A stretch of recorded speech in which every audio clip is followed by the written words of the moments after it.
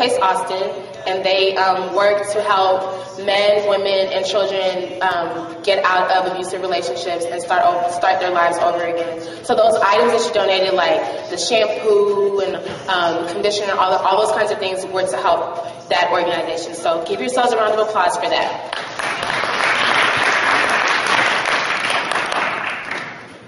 Well, okay. I guess we can move. But hold on. We didn't even... I mean to tell you this whole entire time. What is it? You look really nice tonight. Well,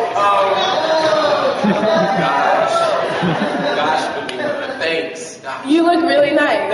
Thank you. Is that Gucci? The Walmart. Gucci be a Walmart. Yeah, okay, so are we moving on with the cultural work? I mean, we could. We should probably get that. You ready?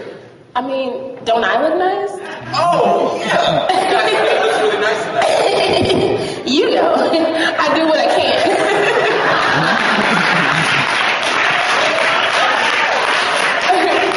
Okay, so we had a talent competition, but I'm just wondering, do any of these guys have talent? Do you think they do? I think so. So let's scan the room, shall we? I think we should, just a little bit. Just a little bit. Got it. So you guys get ready, because we're going to call you up. We're going to have a talent competition. The winner gets a gift card to Cheesecake Factory. So start thinking of what you can do. We're going to call you up later. We all love Cheesecake Factory. We do. So now we're going to have the culture wear part of the show. So let's go ahead and get started. Are you guys ready?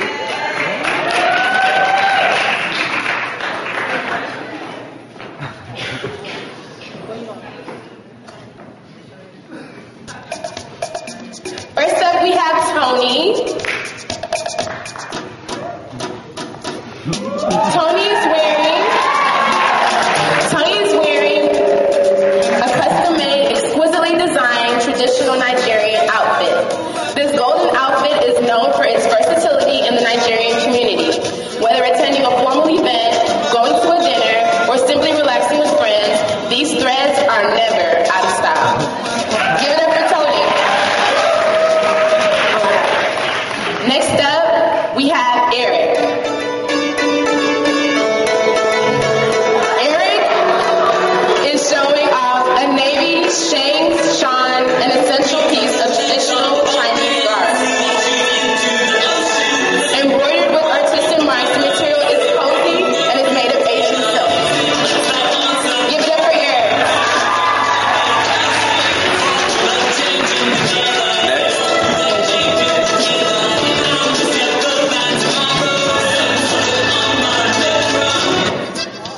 All right, next we have Justin.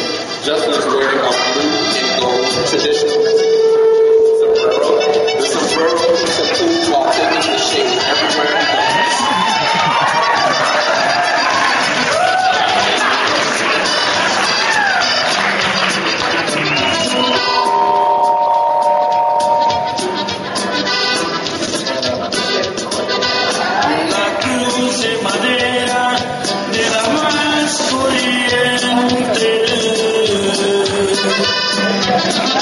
Give it up for Justin. Next up, we have Brandon. Brandon is Italian and very proud of it. After all, the most popular video game ever created is Italian.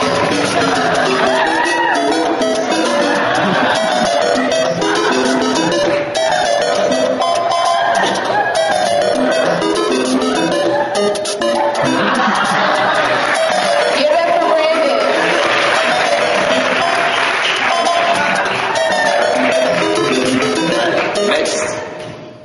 Next we have Emmanuel. Emmanuel is wearing a traditional Nigerian outfit. He is wearing a purple buba with matching pants and a matching turtleneck.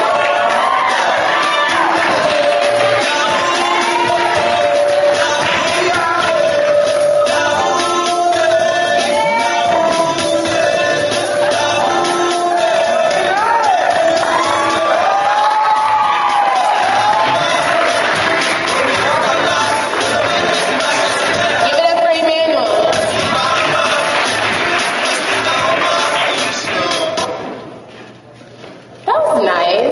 lot of different cultures, the clothes, they look nice. Dashing, if you will. It was. What was your favorite? Hold on, I can't believe the show's over. Like, Me either. It's been a good one. It's just, y'all were great. They were great. And anyways, let's move on. Okay, so this part of the show is really important because aside from showcasing our guys and doing something for the community, we also want to bring forward healthcare issues. So they're going to be, like you saw earlier, each of them had something on their sash, so they're going to be speaking about whatever it is that they chose for their sash and answering some questions about it. So let's bring out the contestants.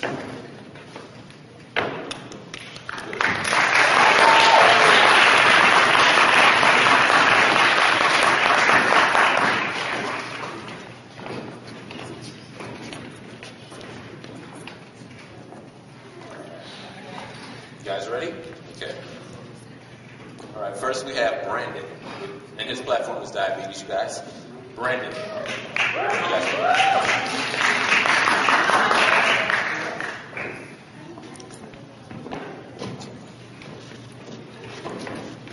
It's working? It's working? Yes. All right, Brandon. Why do you choose your platform as what significance does it have to you? I chose diabetes because a few of my friends really touched me. A friend of mine was diagnosed with type 1 diabetes when he was 17. And just seeing what he has to go through was just I don't know, it just really woke me up. Just how we take it for granted that we can eat without worrying about putting any kind of medicine in our body. And the other night, we were at Kirby Lane, and after eating some quesadillas, I just saw him put a shot in his arm, and it just reminded me. And another friend of mine, his name's Caleb, the other guy's name's Tanner, but, Caleb, we were at church, and I saw him, he ate a cookie, and then he pulled something out of his pocket, and he started punching numbers. I was like, oh, what is that? What are you doing? He says, well, I have diabetes, and I have to put some insulin in from that cookie I just ate. So I really want to learn as much as I can about this and help out my friends, I guess. Thank you. All right, Emmanuel, whose platform is HIV/AIDS. Same question. Why did you choose HIV/AIDS as your platform, and what significance does it have to you? Well, I chose HIV/AIDS as my platform because it's an epidemic disease that truly needs to be addressed. That I don't know anybody who has HIV personally, but I have family who is from Africa, and I know how it really has caused a really devastating impact on their economy and their whole lifestyle in Africa. So it really touched my life to express how I want to give back in this way. Not only over 39 million people with this disease worldwide, and in some countries it has slowed, the progression has slowed, but in other countries it is continuing to escalate and remains unchanged. Especially sub-Saharan Africa, where it is most hardest hit, resulting in over 2/3 AIDS death and orphaning over 12 million children a year. So, I mean, it's a very devastating disease that really needs to be addressed. And I know that with everybody who is educated and can bring their voice out, we can definitely make a difference. Thanks, Emmanuel.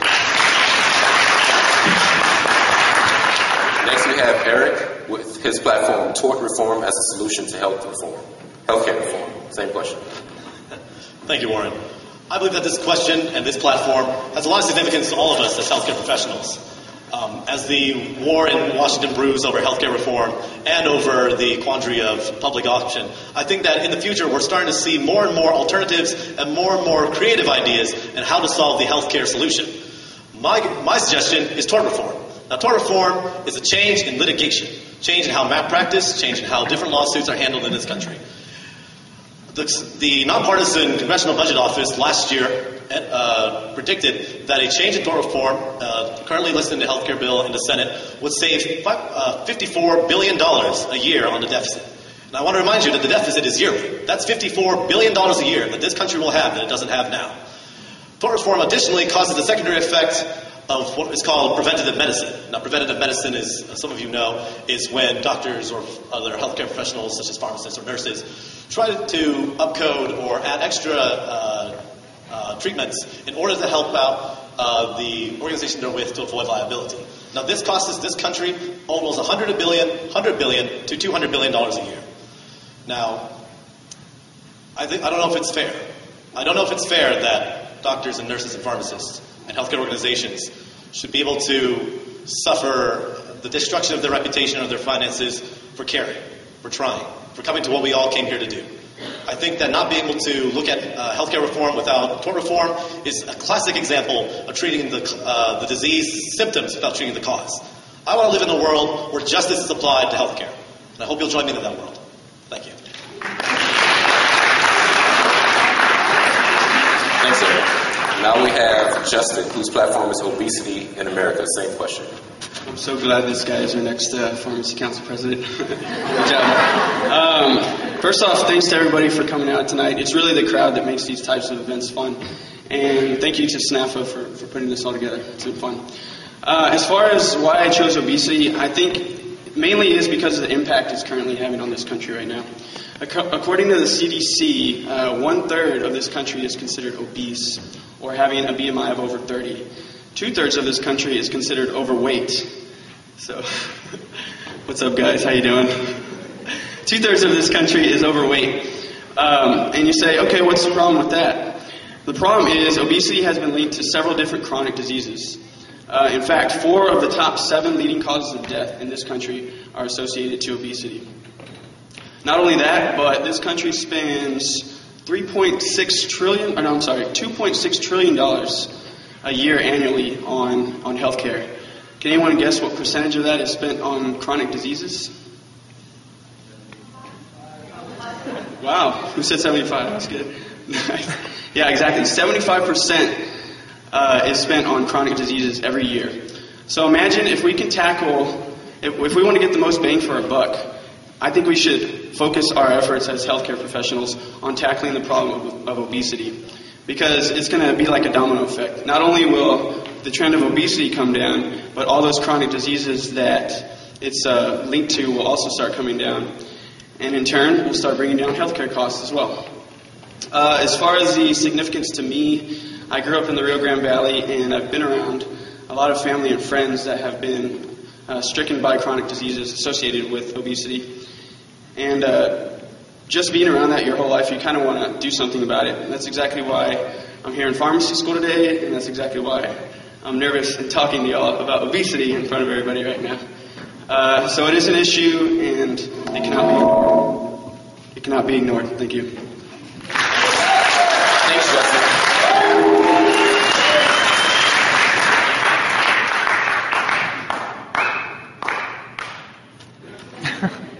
Tony? Okay. So, go ahead. Tony, whose platform is CKD, same question. I chose chronic kidney disease because it is a growing epidemic that we have in this country. It is very undertreated and underdiagnosed, which I think is a problem. About 10 million people in the United States have chronic kidney disease, and many of these are ethnic minorities who are at an increased risk. And I know healthcare spending is a big issue right now, so it's also important to note that $23 billion is spent to treat patients who have CKD, who have progressed to end-stage renal disease. Also, patients who are diagnosed with CKD have a 50% increased rate of mortality.